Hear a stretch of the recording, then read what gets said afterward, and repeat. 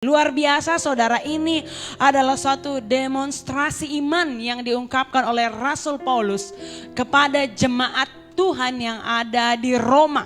Nah saudaraku, dari pasal 1 ini kita melihat bagaimana Paulus menjelaskan saudara tentang Injil kepada jemaat yang ada di Roma. Dan saat pagi hari ini kita melihat saudara bahwa perkataan Paulus ini mengingatkan jemaat kembali atau kita sebagai orang-orang percaya saudara, bagaimana kesanggupan Injil itu begitu luar biasa. Kemampuan dan kuasa yang terkandung di dalam Injil itu begitu luar biasa saudara, sebagaimana Injil itu telah mengubahkan Rasul Paulus.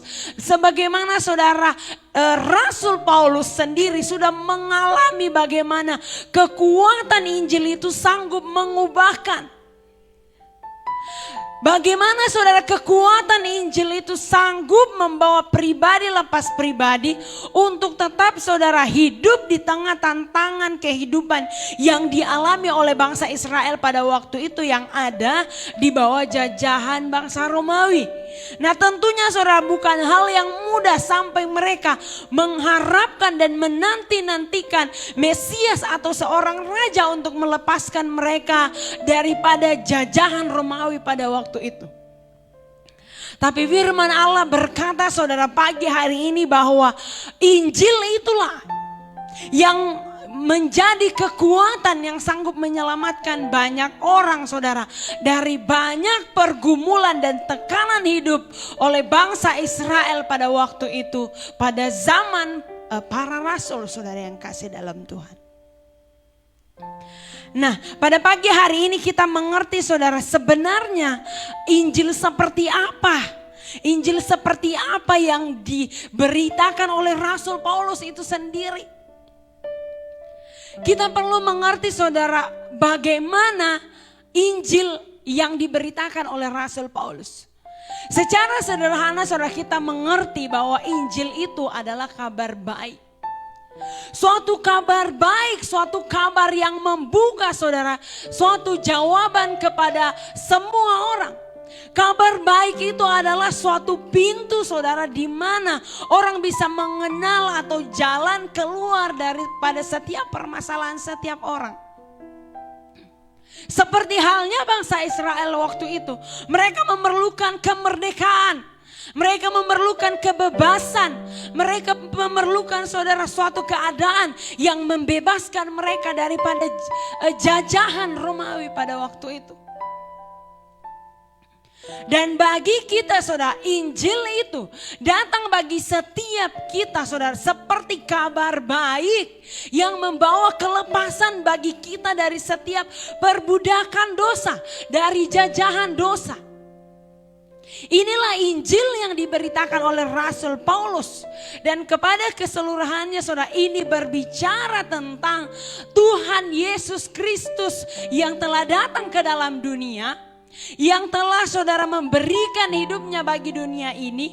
Firman Tuhan katakan bahwa dia adalah Allah yang mengosongkan dirinya, mengambil rupa seorang manusia, seorang hamba, datang ke dalam dunia, lahir dari seorang perawan Maria. Dan firman Tuhan katakan dan sepanjang hidupnya ketika saudara di pada akhir di mana dia dipanggil saudara untuk menjadi orang yang dipercayakan oleh Tuhan, menjadi suatu pribadi saudara yang akan menggenapi rencana Allah untuk keselamatan dunia ini. Dan dikatakan firman Tuhan bahwa dia memberikan dirinya. Dia seperti domba yang dikorbankan, seperti domba yang dikorbankan untuk penyucian dosa. Dan inilah saudara jalan satu-satunya yang diambil oleh Allah demi keselamatan kita semua. Firman Tuhan katakan demi keselamatan orang-orang Israel, demi keselamatan orang-orang Yahudi, dan demi keselamatan orang-orang Yunani, demi keselamatan orang-orang yang saudara yang bukan bagian dari perjanjian Allah sejak mulanya. Tapi oleh kasih karunia Tuhan kita diselamatkan. Ini luar biasa tuh saudara, kekuatan Injil yang luar biasa. Sanggup menyelamatkan semua bangsa. Tadi malam kita sudah dengarkan saudara. Dari seluruh bangsa, dari bahasa, ras dan suku bangsa dijangkau oleh Injil ini. Dan bahkan firman Tuhan katakan bahwa sebelum kedatangan Tuhan, Injil harus tersiar sampai ke segala bangsa. Sampai ke ujung bumi saudara. Sampai kepada manusia yang dapat mendengarkan berita tentang keselamatan.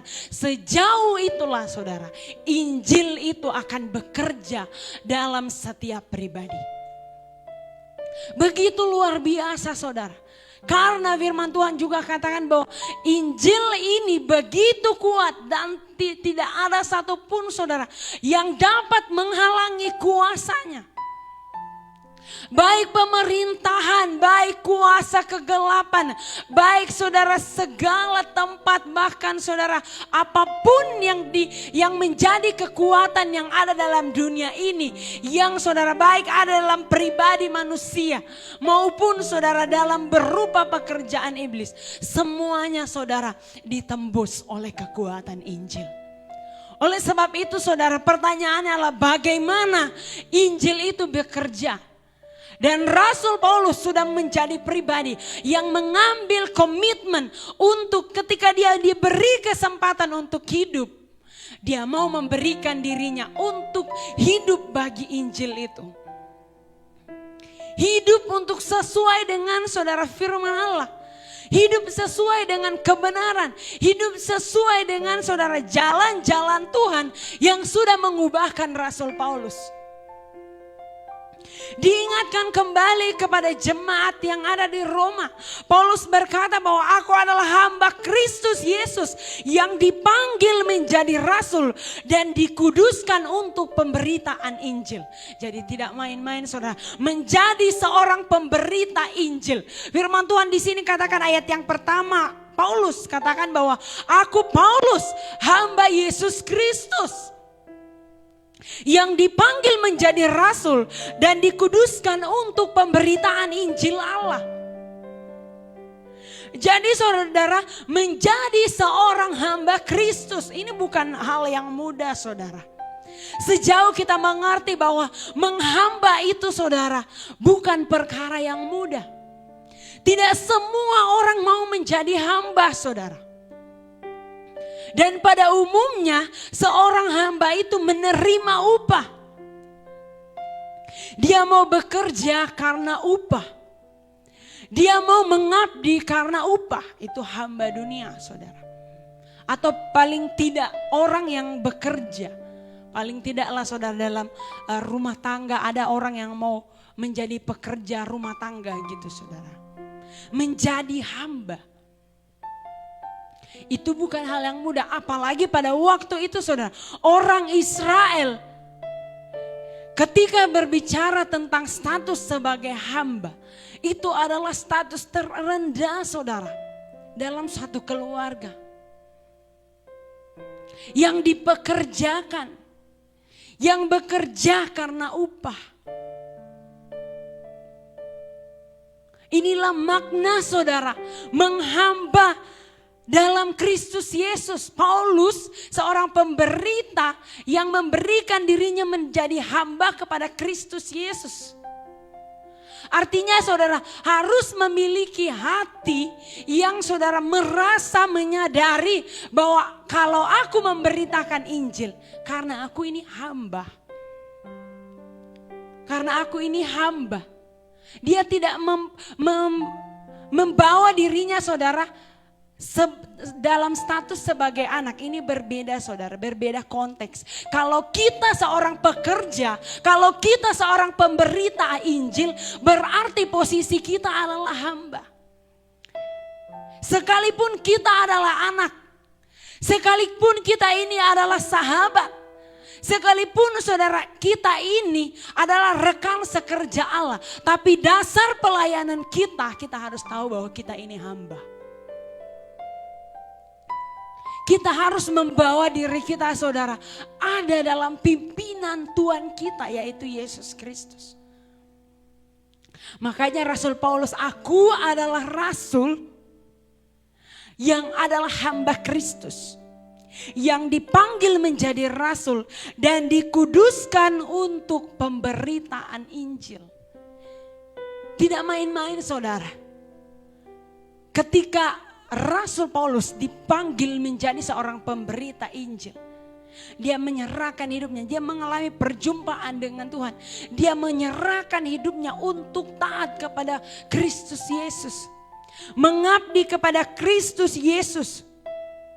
Dan firman Tuhan katakan dikuduskan untuk pemberitaan Injil. Pengudusan ini saudara banyak aspek. Firman Tuhan katakan bahwa ketika kita percaya kepada Kristus Yesus, darah Yesus menguduskan setiap kita. Dan firman Tuhan katakan bahwa bagaimana Allah menguduskan setiap kehidupan kita. Di Efesus katakan bahwa oleh firman Allah kita disucikan, kita dibersihkan saudara. Kita dipanggil, kita diajar, kita dididik oleh firman Allah. Supaya kita meninggalkan tabiat-tabiat kita yang tidak sesuai dengan firman Tuhan. Dikuduskan bagi pekerjaan Injil.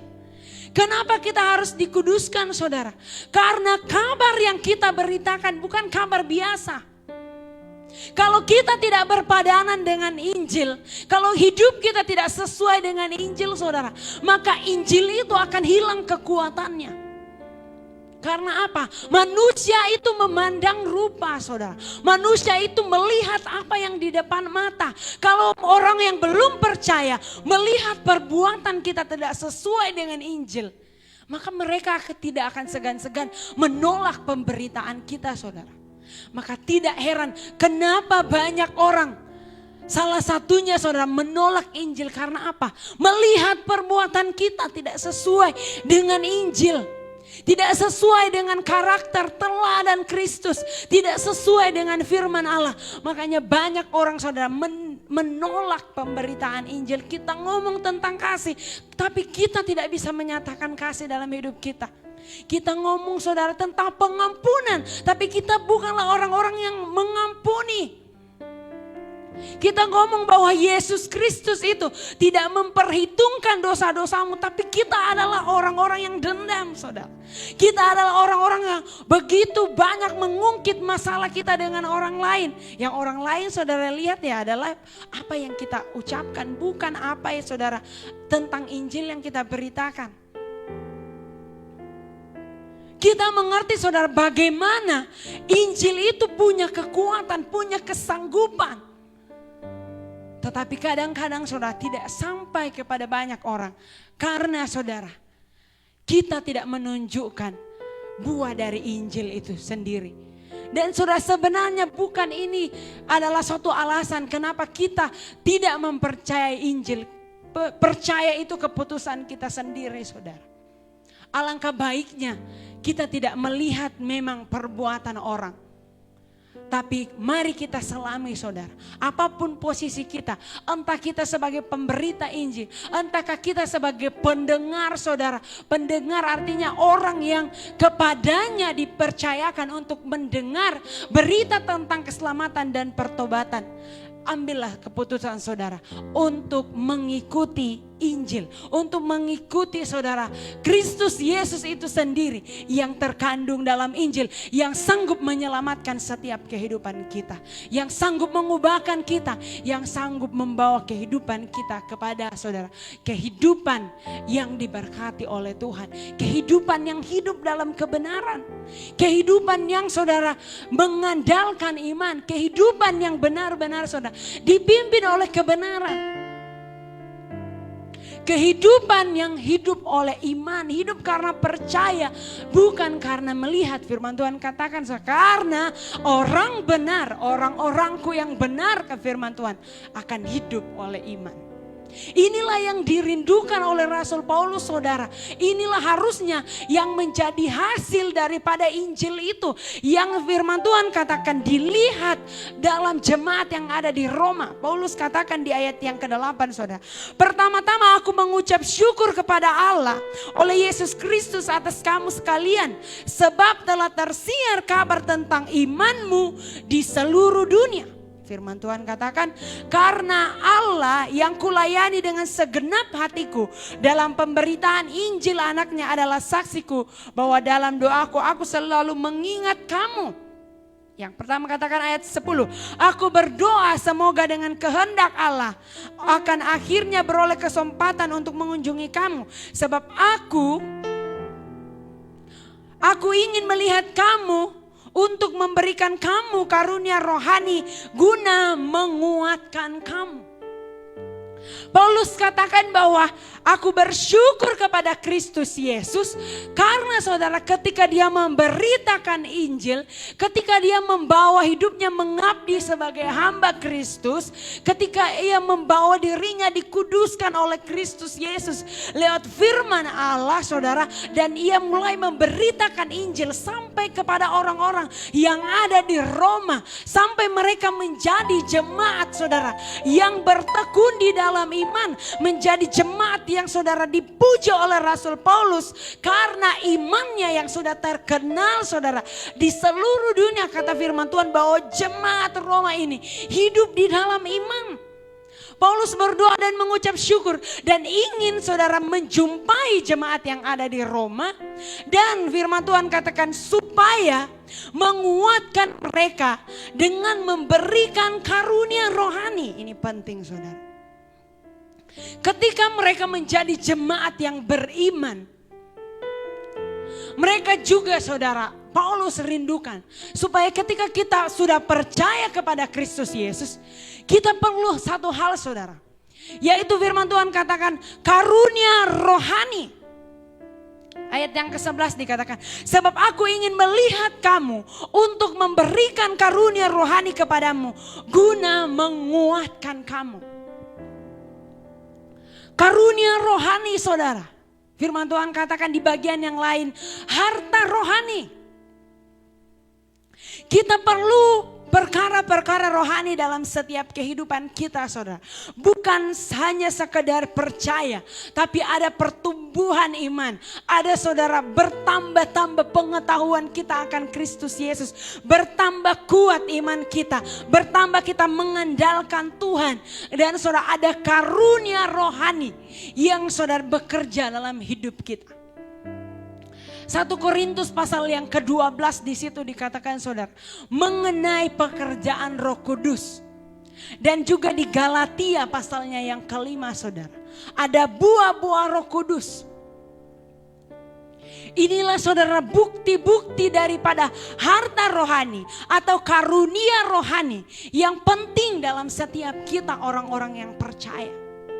Ketika kita beriman saudara, mari minta kepada Tuhan supaya karunia rohani itu terus saudara hidup dalam setiap pribadi kita.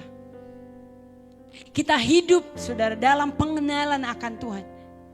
Kita hidup berbuah bagi Kristus. Buah Roh Kudus itu ada dalam setiap pribadi kita saudara. Ada iman, ada karunia rohani, ada bahasa lidah, ada pengertian, ada hikmat, ada mujizat, karunia mujizat. Tuhan nyatakan dalam setiap kehidupan kita. Kita diperlengkapi oleh Tuhan. Kita ditambah-tambahkan pengetahuan akan Kristus Yesus. Tuhan mau ini ada dalam setiap pribadi kita saudara. Untuk apa? Firman Tuhan katakan bahwa untuk menghibur kamu. Untuk menguatkan kamu saudara. Ketika ada karunia Allah bekerja dalam hidup kita yang dikerjakan oleh kuasa Roh Kudus. Ketika ada karunia Allah yang dikerjakan oleh Roh Kudus dalam setiap kehidupan kita. Akan saudara membawa penghiburan dalam setiap pribadi kita. Tentunya ini hal yang diperlukan bagi orang-orang percaya seperti kita saudara. Yang hidup di zaman ini membutuhkan penghiburan dari Roh Kudus. Membutuhkan kekuatan dari Tuhan. Membutuhkan saudara kekuatan untuk saling membangun. Paulus rindu datang kepada jemaat yang ada di Roma. Supaya dia katakan aku rindu memberkati engkau dengan karunia rohani. Supaya engkau dihiburkan dalam kehidupanmu. Supaya kita orang percaya dihibur oleh Tuhan saudara. Kita tidak berjalan hanya dengan saudara. Ya kita tahu kita beriman. Kita hadapi masalah, banyak masalah saudara. Bukan dalam keadaan yang susah. Hanya susah yang kita rasakan. Hanya penderitaan yang kita rasakan. Tapi Tuhan mau saudara dalam penderitaan, dalam persoalan, dalam pergumulan yang kita hadapi. Dalam masalah rumah tangga, dalam masalah ekonomi, pekerjaan, pendidikan saudara. Ketika saudara menghadapinya, ada penghiburan Tuhan di dalamnya. Ada kekuatan dari Roh Kudus. Ada kebangunan rohani yang Tuhan kerjakan dalam hati kita saudara. Supaya hati kita tidak tenggelam dalam masalah kita. Supaya kita tidak hanya merasa saudara bahwa begini ya mengikuti Yesus. Hanya menderita yang kita alami. Hanya tekanan yang kita alami, tidak saudara.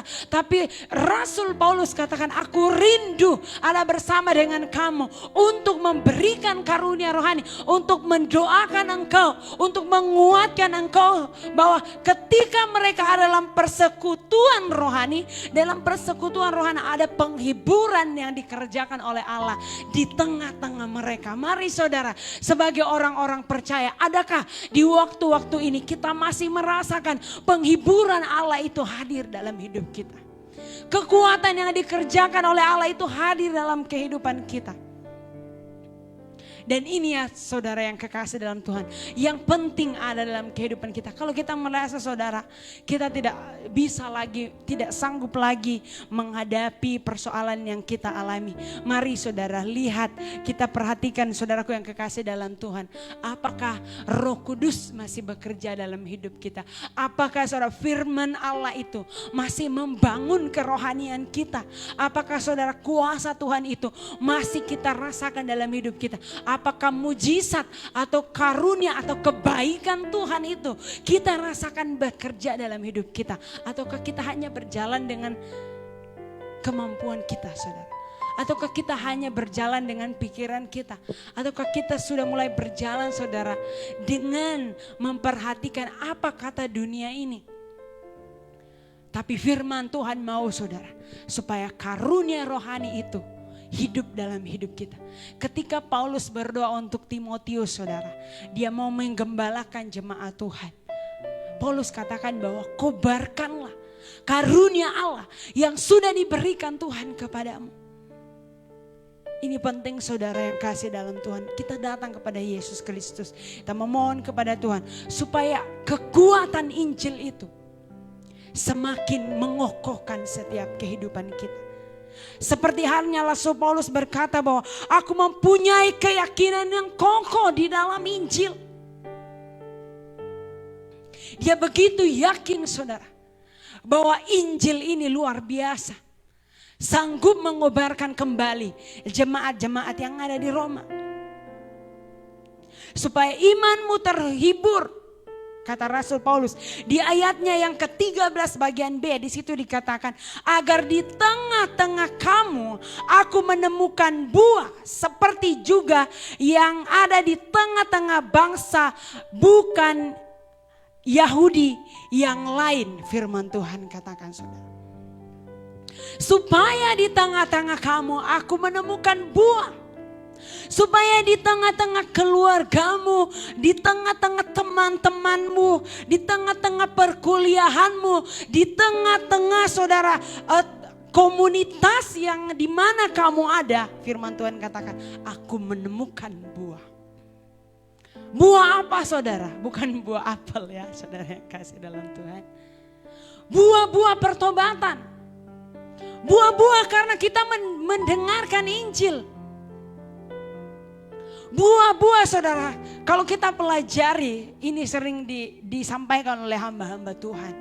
Sebagai orang percaya, kita mengenal ada yang namanya buah. Yang pertama saudara, buah pertobatan.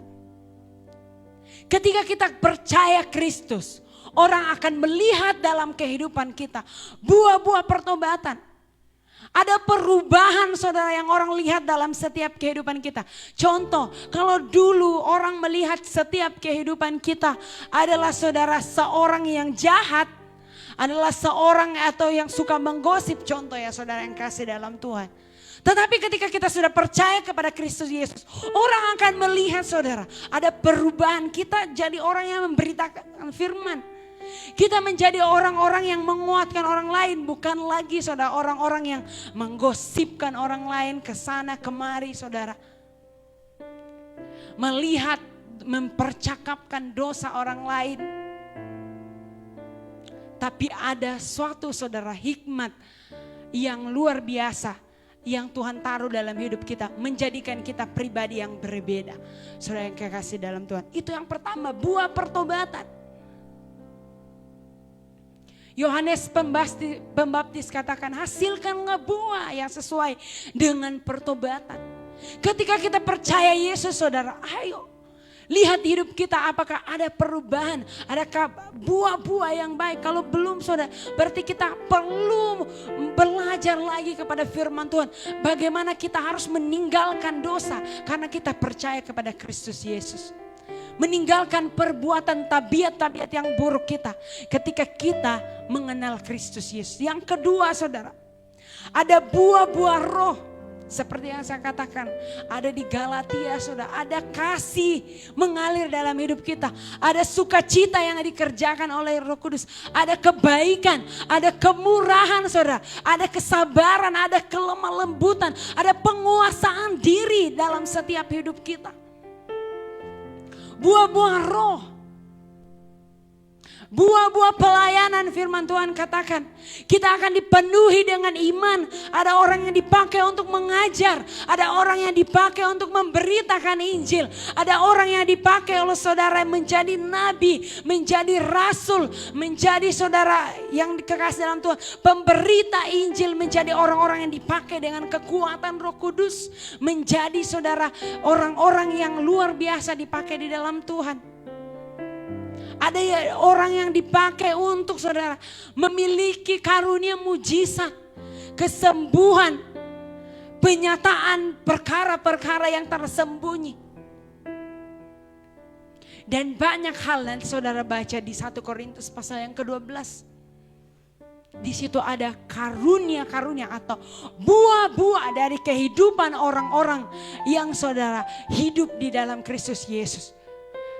Kita pelajari tadi saudara, Paulus rindu menemukan dan rindu saudara, orang-orang atau jemaat Tuhan, orang percaya menghasilkan buah. Pertama saudara yang kekasih dalam Tuhan, Paulus rindu supaya jemaat dihiburkan oleh kuasa Roh Kudus. Dengan saudara harta rohani, dengan kekayaan rohani yang hendak didoakan Rasul Paulus bagi jemaat yang ada di Roma. Dan yang kedua adalah, aku rindu, Rasul Paulus katakan di ayat yang ke-13, supaya di tengah-tengah kamu aku menemukan buah.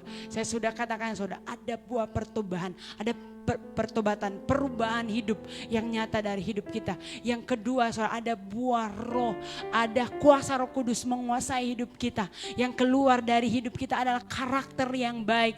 Dan saudara yang kekasih Tuhan, ada buah pelayanan keluar dari hidup kita, membawa orang-orang kepada Kristus Yesus. Saya percaya saudara yang kekasih dalam Tuhan bahwa inilah yang dirindukan Tuhan dalam setiap kehidupan kita. Sebagaimana Rasul Paulus merindukan saudara yang kekasih dalam Tuhan, jemaat yang ada di Roma hidup dalam kekuatan Injil. Nah tentunya saudara yang kekasih di dalam Tuhan, ketika kita menjadi orang-orang yang percaya kepada kekuatan Injil. Makanya di ayat yang ke-16 disinilah dikatakan oleh Rasul Paulus saudara, bahwa ketika ia memberitakan Injil, dia begitu yakin bahwa Injil inilah saudara yang sanggup mengubahkan banyak orang. Dasar orang bisa diubahkan saudara sebelum mereka mengeluarkan buah pertobatan, sebelum mereka memberitakan Injil saudara. Injil inilah yang perlu mengubahkan terlebih dahulu, pribadi lepas pribadi. Dan ketika orang itu saudara mulai hidup di dalam Injil, firman Tuhan katakan inilah saudara yang menumbuhkan iman dalam setiap pribadi manusia, orang-orang percaya. dan dalam pengiringannya kepada Kristus Yesus untuk memberitakan Injil lebih lagi saudara. Firman Tuhan katakan bahwa orang-orang yang demikian akan hidup oleh iman. Berimanlah saudara. Bercala kepada Kristus Yesus apapun yang saudara lakukan. Sebagaimana Rasul Paulus dalam hidup ini, betapa pentingnya saudara untuk kita tetap beriman kepada Kristus Yesus. Jangan kita digoyahkan saudara. Kalau hari-hari ini kehidupan kita ada di tengah-tengah masalah, mari saudara tetap hidup di dalam iman. Hidup dalam kebenaran. Di sini dijelaskan saudara di ayat yang ke-17. Sebab di dalam Injil ini nyata kebenaran Allah. Paulus jelaskan harus ada kebenaran Allah yang nyata dalam kehidupan kita, yang kita dengarkan dari Injil itu. Karena kebenaran Allah inilah saudara yang akan membuat kita kuat untuk meninggalkan kelaliman-kelaliman, kefasikan-kefasikan yang saudara menguasai setiap kehidupan kita. Di perikop yang berikutnya saudara, di sini dikatakan hukuman Allah atas kefasikan dan kelaliman manusia. Ayat yang ke-18 katakan, sebab murka Allah nyata dari sorga atas segala kefasikan dan kelaliman manusia yang menindas kebenaran dengan kelaliman. Kita sudah baca di ayat yang sebelumnya saudara, di dalamnya nyata kebenaran Allah. Tetapi banyak orang saudara yang sudah mendengarkan berita tentang Injil. Berita tentang Injil yang mempunyai kekuatan untuk menyelamatkan mereka. Tetapi masih hidup dalam kefasikan. Dan bahkan firman Tuhan katakan orang-orang yang menindas kebenaran dengan kelaliman dan saudara dengan kefasikan. Dan firman Tuhan katakan bahwa Allah akan membinasakan orang-orang yang demikian. Saya akan baca beberapa ayat saudara. Akan saya simpulkan untuk menutup firman Tuhan pagi hari ini, dikatakan di ayat yang ke-21. Sebab sekalipun mereka mengenal Allah, ini perhatikan saudara, mengenal Allah artinya mereka sudah mendengarkan berita, baik orang-orang Yahudi, mereka punya hukum Taurat, dan juga saudara bagi orang-orang Yunani, dan juga bagi setiap kita yang mendengarkan Injil, dikatakan bahwa sekalipun mereka mengenal Allah, ini orang-orang yang sudah mendengarkan Injil, mereka tidak memuliakan Dia sebagai Allah. Sebaliknya pikiran mereka menjadi sia-sia dan hati mereka menjadi bodoh dan gelap. Ayat yang ke-22, mereka berbuat seolah-olah mereka penuh hikmat, tetapi mereka telah menjadi bodoh. Mereka menggantikan kemuliaan Allah yang fana dengan gambaran yang mirip dengan manusia yang fana, burung-burung, binatang-binatang yang berkaki empat atau binatang-binatang yang menjalar. Jadi pada waktu itu saudara, Paulus mengingatkan bagi orang-orang yang sudah mendengarkan berita tentang Injil, tetapi saudara bukannya memuliakan Allah, tetapi malah saudara menyembah berhala. Malah mengambil saudara, mencoba mengukir dalam pikiran mereka, memunculkan dalam pikiran mereka sesuatu atau pribadi atau benda saudara, atau saudara sesuatu yang bisa mereka sembah sebagai Allah. Dan firman Tuhan katakan ini menjadikan mereka atau menggantikan kemuliaan Allah yang sebenarnya dalam kehidupan mereka yang mereka sudah dengar lewat pemberitaan Injil. Tidak bisa saudara, Tuhan tidak suka. Firman Tuhan katakan mereka sudah menjadi bodoh dengan pikiran mereka. Pikiran dan akal mereka sudah menjadi gelap. Firman Tuhan katakan di ayat yang ke-24, karena itu Allah akan menyerahkan mereka kepada keinginan mereka yang ada dalam kecemaran, sehingga mereka saling mencemarkan tubuh mereka. Saudara, pada waktu itu praktek-praktek mereka ketika menyembah berhala bukan hanya menyembah berhala saudara, tetapi memasukkan dalam ibadah penyembahan berhala mereka suatu perbuatan-perbuatan kecemaran. Sebab mereka menggantikan kebenaran Allah dengan dusta dan saudara menyembah makhluk dan penciptanya, ayat yang ke-26. Karena itu Allah menyerahkan mereka kepada hawa nafsu yang memalukan. Ayat yang berikutnya dikatakan, sebab istri-istri mereka mengganti persetubuhan yang wajar dengan hal-hal yang tidak wajar. Hidup mereka tidak wajar, saudara. Kehidupan rumah tangga mereka tidak wajar. Hubungan suami istri mereka tidak wajar, saudara. Di ayat yang selanjutnya 29, mereka penuh, ayat yang ke-28 saya bacakan. Dan karena mereka tidak merasa perlu untuk mengakui Allah, ini saudara, mereka memberontak kepada Allah. Maka Allah menyerahkan mereka kepada pikiran-pikiran yang terkutuk. Penuh dengan rupa-rupa kelaliman, kejahatan, keserakahan, kebusukan, penuh dengan dengki, pembunuhan, perselisihan, tipu muslihat dan kefasikan. Mereka adalah pengumpat, penfitnah, pembenci Allah, kurang ajar, congkak, sombong, penuh dengan kejahatan, tidak taat kepada orang tua, tidak berakal, tidak setia, tidak penyayang, tidak mengenal belas kasihan. Sebab walaupun mereka mengetahui tuntutan-tuntutan dan hukum Allah, yaitu bahwa setiap orang yang melakukan hal-hal demikian patut dihukum mati, mereka bukan saja melakukannya sendiri, tetapi bahkan mereka juga setuju dengan apa yang mereka lakukan.